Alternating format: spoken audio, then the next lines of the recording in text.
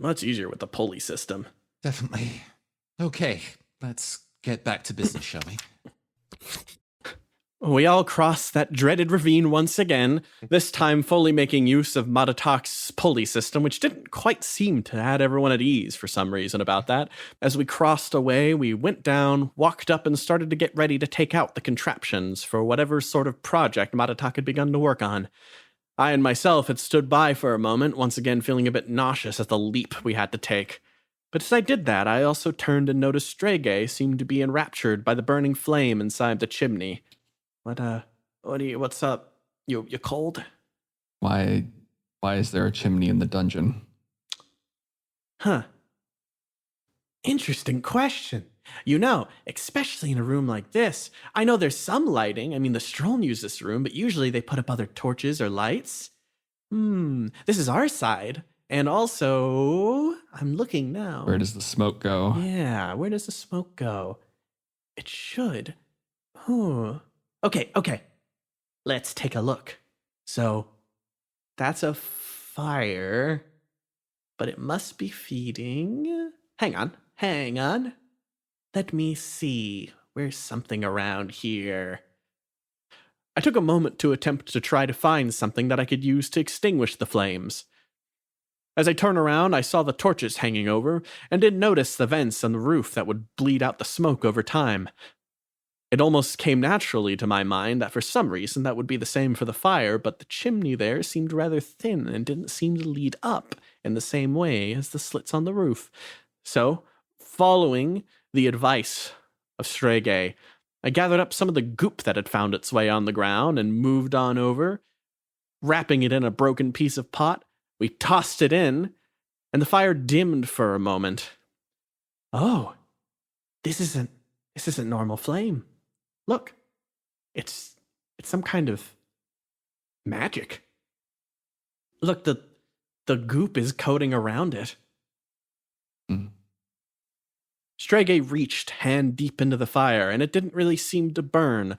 There was a matter of the fire here not seeming to catch in the same way. His hand was fine, and the fire itself was false. Wow, that's really interesting. I wonder then, can you feel around? Maybe there's a hatch somewhere inside? No consequence to doing that unless it's trapped, but why would they have a secret passageway that's trapped? And so the clever Straga, once more finding some secret in the surroundings, reached his hand inside and started playing around with switches, pressing against the different little bricks inlaid inside, eventually finding something that released a click. Hey everyone! Straga found something. Oh, look at this. It's false fire. Bright, but very impressive. Yeah. Doesn't seem to hurt. So, I reached over, pushing aside some of the logs that had been pressed with this almost solidifying, shaking fire as we pushed it to the side and looked directly inside at a hatch. Oh, that one's a little bigger. Gosh, should we go inside? I mean, if it's going down, it might go to where the dolls are. Ooh, but that's a bit scary, isn't it? That's a far drop. I mean, do we still have rope from crossing the ravine? Guys, we're getting it set up. What was it? We found a secret passage. Oh. Ooh. If only we had someone who's really good at climbing. Oh, yeah, if only. I could take a look. I mean, all the ropes over hooked up to the cart, but I still have my climbing equipment, so I mean, what's the plan? Am I gonna go down into the dark hole? I mean, who else is gonna go down the dark hole? Good point. You could just pass the climbing equipment to Arcat. I'm sure Arcat. No. I'm the one who climbs into the great beyond. After all, it's a true hero in a story that's got to be able to go down into the deeps, right? How brave of you. Yeah, so... Oh. Monotone. Maybe we both go down at the same time?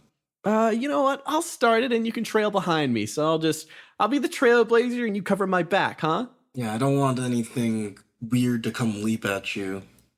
All right. So, ready to go? Yeah, sure. Okay. All right. Keep watching. I will watch you for the approximate 2 seconds you'll be visible to me. That's good enough, okay. Oh! Matatak descended down, climbing down with the hooks hooked around the edge of the chimney as he started descending down. He called out with an echo, "All right, Arcot!" And with that, she descended as well, deep, deep down to a place beyond our vision. Well, guess we'll just keep watch of the hooks and wait to see what they find. That's exciting. Yeah, good eye with that. So, I wonder what's next then. I mean, we probably don't want to push the cart by itself. Straga, as he looked, peeked his way over this direction, always observant, watching and seeing in the distance, noticed that there was something else happening. As we were distracted, his attention pulled away, he noticed there was something beginning to emerge out. Something that had slowly crept its way forward, just over the edge of this balcony, bit by bit. Like a crawling beast, it moved. But as it started to assemble, the form, almost entirely unphysical for a while, slowly began to coalesce until eventually it became more clear than ever what could possibly be this. The only thing that was able to move so slowly but quietly and slip through the bars and the cracks, dragging its entire form slowly forward as it moved, formed into one, and then launched immediately into a loud greeting. "Hello there, everyone!" I knew it.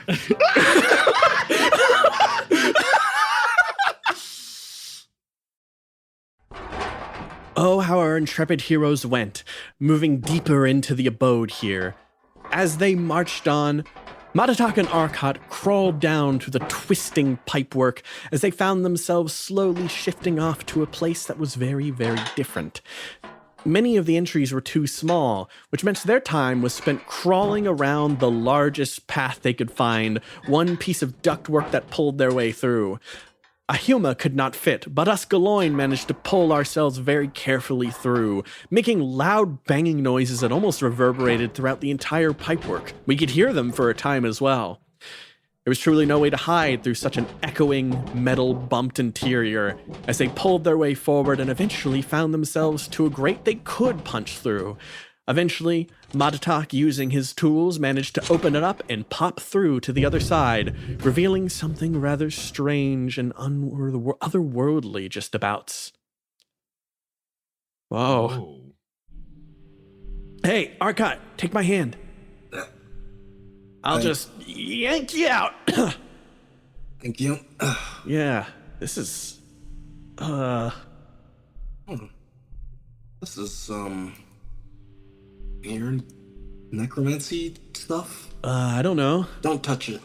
Okay. What do we do here? I think Yaya would want us to take something that looks valuable. I was just thinking about that too. That golden skull looks... Wait. Oh no, hold on. I run over, ripping a piece of cloth and stuffing it immediately in this golden skull's mouth. Well, what are you doing that for? The skull then seemed to react rather violently as it started to shift around and chew onto the rag itself. Oh, you should probably just leave that for now. Yeah, that's a whisper. Oh, that's gonna scream at us the entire way, isn't it? Yeah. Should we just... Wait, Yeah? I can get my own staff of screaming. Oh, yeah. Hang on, let me carefully maneuver. What's in here? Matatak popped open this urn, peeked inside. Ashes. Well, the urn seems pretty valuable. It's shiny. But, yeah, but I don't... Do you think we can fit it through the hole? It seems a little big. Anything else you think she might want? These boxes are bleeding. I don't want to open them. Ooh, yeah.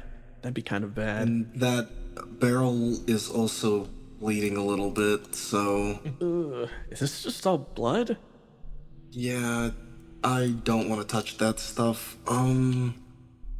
I start sifting through these scrolls, seeing if I can glean any information about what this place is or where I am. Okay. Yeah, I'll help. Hang on. Let's see. The two adventurers peeked their way through, pulling abouts and finding a number of different scrolls that seemed to list different types of equations of otherwise unknown nature. It was like a different language because it was, for the most part, mathematical almost, as they peeked through and started to pull a number of them. Well, I don't think we're going to be able to get all of these back, at least for now, but maybe we can take a few? Just find a few that look good? Yeah. Right. So we take the scrolls and we take the skull that screams. No, we should leave the skull that screams for now. We know it's here. We gotta come back. I mean, I guess. we're gonna be in the vents. Everyone's gonna hear. What if it says Galoins are stealing me? Go attack the village or something. That's gonna make Batakanata mad. Fine. We'll leave it. Okay, cool. But Yayo's gonna be so disappointed when she hears we left a gold skull, isn't she? Yeah, I'm gonna say it's your idea. What? Look, I don't want to be responsible for any lost Tuhu. All right. Here, I'll just snag one of these random books. Hang on. All right. Okay, so, I know I said not to touch the circle, Yeah. but what if we just touch it once and leave? Okay. Oh God. Okay. Do you want to do it with an arrow? I don't want to touch it.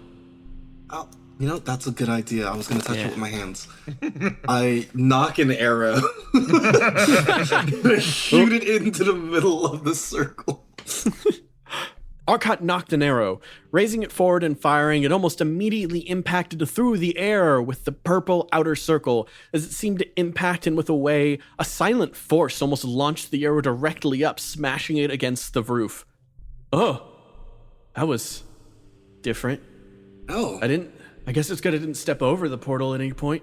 Or whatever this is. Yeah, it seems to push things away. Yeah, really fast. That doesn't seem very necromancy. I don't really know much about magic stuff. I think that's more of a boomy thing. Hey, wait a minute. Oh, my explorer's cart's calling out to me, Arcot. Look. But There's a door. But we can take a quick peek, right? we could. No one will get mad at us. Don't worry, hold on. I'm good at sneaking. Okay. I've done stuff like this before. I am too. Hang on. Yeah, but did you work for the Lich as a scout? Okay, fine, yeah. I don't think so.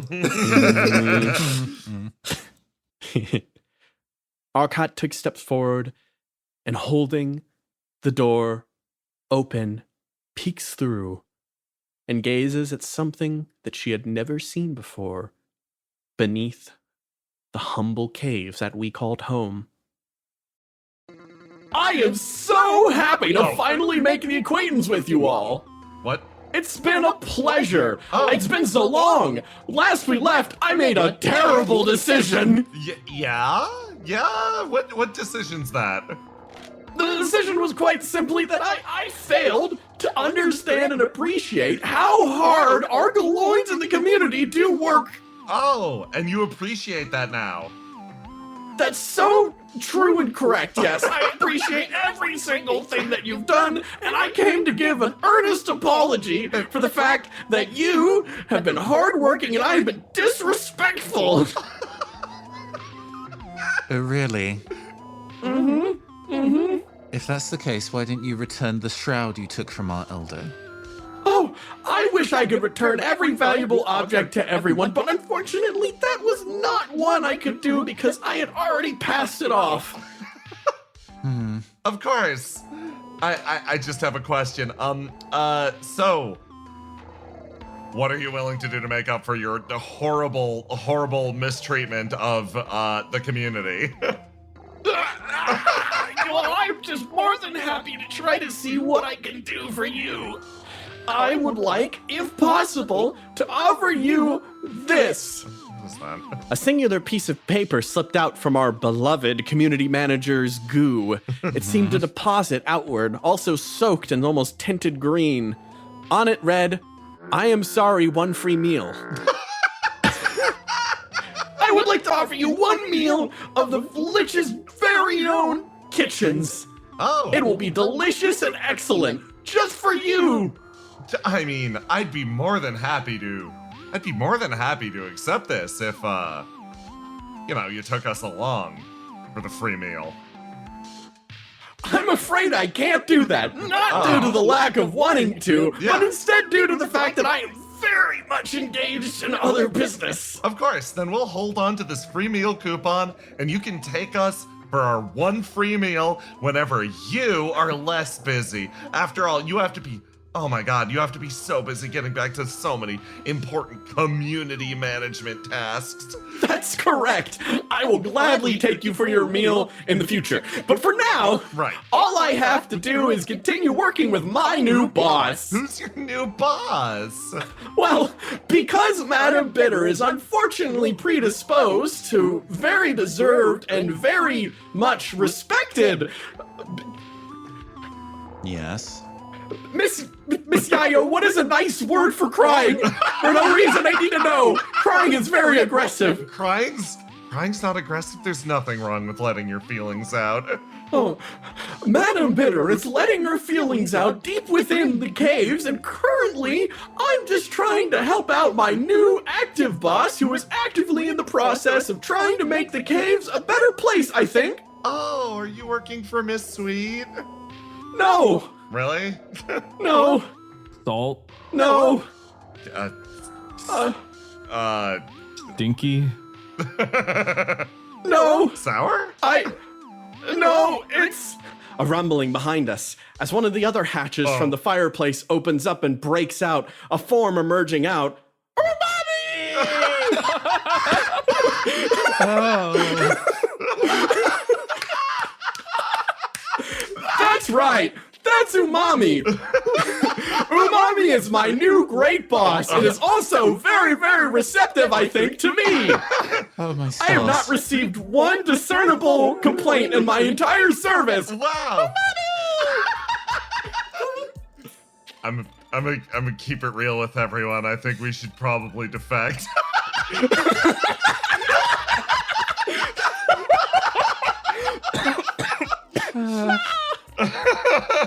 Wow. Miss Umami, you sound like a wonderful boss to work for. Umami! That's incredible. As you can see, my boss is incredibly kind, and I think has not said anything bad about me this entire time. I leant sideways as close to ganglion as I could possibly get without getting horrifically poisoned. So has the agonies decreased since starting to work for Umami? Well, that's quite interesting. Yes, indeed. They've decreased by 7%. I still feel many agonies and I don't know why. Sometimes I'll be doing something very wrong out of my ignorance, and Umami will correct me about it by dragging me, and I will experience pain of disappointment without knowing the reason why. But I think that every challenge in life has its difficulties, and personally, I would gladly take this one versus being tortured. I'm genuinely happy for you. I'm so happy you're happy for me. That's going on my report card. Ganglion, Yes! didn't you say that you had very pressing business to do since you can't take us for dinner? Absolutely! I'm trying to Then figure out what it leave. is right now. Oh! A shock seemed to run through. You could see his entire slimy form beginning to shake. I have taken up too much of your time. My deepest apologies. Master Umami, what are we going to do? Umami! Understandable. I think that's a great idea. As the doll emerged from the flames, even though I knew it would not burn the fabric it consisted of, I moved back against the barricade, trying to get as far away from it as possible. Miss Umami. If we wanted to get in touch with you to say cash in this free dinner coupon, how would we go about doing that? Wow, that's very convenient, thank you. I think my boss is currently distracted thinking about all the ways she can improve the community. Oh, look at her. Oh my god. Yayo. Yeah? Are you not terrified? I'm gonna be honest, this is the least bad one yet. So far. You're not Absolutely. You're not secretly evil, are you? Umami.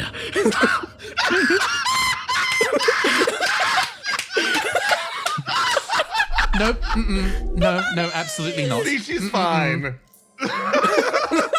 See, she's great. I was turned around at that exact moment, but Etite assures me that the most frightening thing to ever occur within these dungeon walls occurred behind me. Wow. See, she's great. Come on. My boss is great. I'm so happy we can be of assistance. Now, if you'll excuse me, I think my boss wants me to do something. Yeah. Do you happen to know what that would be? Hey, Miss Umami, what do you want Ganglion to do? Oh, mommy!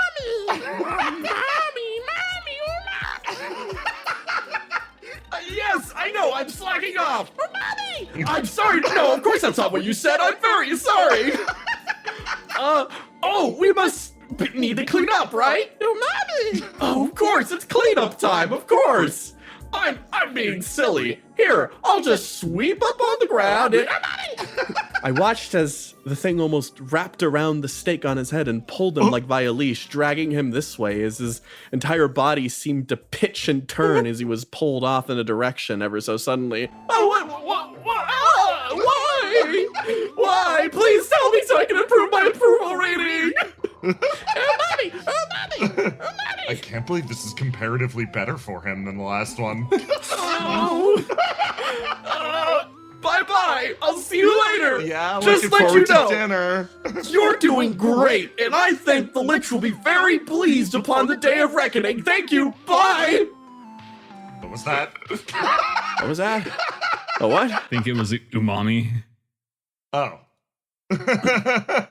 I peeked up over the edge of the barricade. Are they gone? Yeah. They're gone. They're gone. Oh, thank the stars. What was that? That was Umami. She seems nice. That was terrifying. I don't want to see that again. I don't know what you guys are talking about. What was that about a day of reckoning? I don't know. So, I understand that the ominous nature of the other colleagues could leave a little bit of an impression, but they do handle themselves in a very similar way to business-minded humans, but I got no read on that thing whatsoever. Yeah, that creature's an enigma. Oh, she seems nice. At that point, we heard a bump back into the direction of the cavern. Oh no. And then, on the other hand, however, emerging out, popping over. Huh! Back! Oh, Oh, okay, look at y'all. You all look so relieved. Yeah, we're doing great. We're doing great. Hey, Arcot, take my hand. Yeah. Okay. What'd you guys find down there? Oh, we found, wow, it was weird. I don't know how else to say it, but... Oh, don't worry. I can say it. Oh. We found ourselves deep down, darkly down in a pit where there was a room. Yeah. And in that room, there was like this circle there. Wait, actually, sorry. We had gone down the pipeworks. You know, the pipework down through, there was one pipe that took us forward deep inside. It was tough. A Galoin can crawl in there slowly, but we managed to make our way forward to this one room with a whole, because some of the other vents, they were close let to me, us. Let me tell it. Let me tell the story. You're telling it wrong. Okay, yeah. And then Arcot. Look, I saw him wave his hand as if he was trying to then signal and pass the narrative. we found a necromancy room. Oh, And what? another whisper. Oh, whoa. But something even better than that. Really? It was connected to another room. Oh, yeah, you peeked through. What did you see? I can only call it the room of Gwalik. What? Oh, Okay. It was Wait, that's a big deal, right? Gwalik is like extreme joy? Yeah. it was filled with so many books What? and so much hoo-hoo. Oh. Wait. It was like one of those what is the boomin', it's like those boomin' castles that I hear about. Did you find the Lich's treasure room? I think so. Whoa. Okay. Okay. Do you know how to get there via not the vents?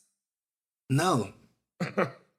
oh, that's interesting. You found something truly spectacular, Arcot. I mean, I led the way. I was the one who pulled us out there. Oh, yeah. Mm-hmm. You just went the way that we could crawl. Yeah, of course. Yeah, and then Arcot, though, you were the one who was brave enough to peek through the other room. A classic bit of bravery from our Arcot. Thanks.